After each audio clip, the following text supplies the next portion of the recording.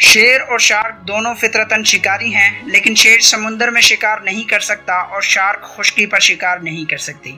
شیر کو سمندر میں شکار نہ کر پانے کی وجہ سے ناکارہ نہیں کہا جا سکتا، اور شارک کو جنگل میں شکار نہ کر پانے کی وجہ سے اسے ناکارہ نہیں کہا جا سکتا۔ دونوں کی اپنی اپنی حدود ہیں جہاں وہ بہترین ہیں۔ اگر گلاب کی خوشبو ٹماٹر سے اچھی ہو تو اس کا مطلب یہ نہیں کہ اسے کھانا تیار کرنے میں بھی استعمال کیا جا سکتا ہے۔ ایک کا موازنہ دوسرے کے ساتھ نہ کریں۔ آپ کی اپنی ایک طاقت ہے، ایک خوبی ہے، اسے تلاش کریں اور اس کے مطابق خود کو تیار کر لیں۔ کہتے ہیں کہ ہر وہ جاندار جو آج دنیا میں موجود ہے حضرت نوح علیہ السلام کی کشتی میں موجود تھا، جس میں گونگا بھی شامل ہے۔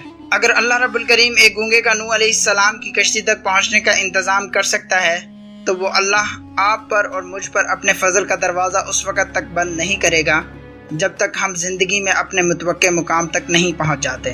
کبھی خود کو حقارت کی نظر سے نہ دیکھیں، بلکہ ہمیشہ خود سے اچھی امیدیں وابستہ رکھیں اور مثبت سوچ و عمل اختیار کریں۔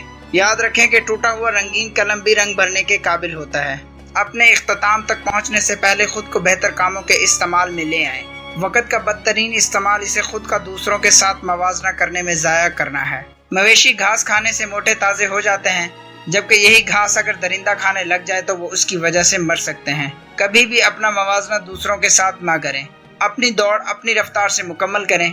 جو طریقہ کسی اور کی کامیابی کی وجہ بنا، ضروری نہیں کہ آپ کے لیے بھی سازگار ہو۔ اللہ کے عطا کردہ تحفوں، نعمتوں، صلاحیتوں اور وسائل پر نظر رکھیں اور ان تحفوں سے حسد نہ کریں جو اللہ رب العزت نے دوسروں کو دیے ہیں۔ اللہ رب الکریم سے دعا ہے کہ اللہ ہم سب کو آسانیاں بانٹنے اور تقسیم کرنے کا شرف عطا کرے۔ سلام پہنچے۔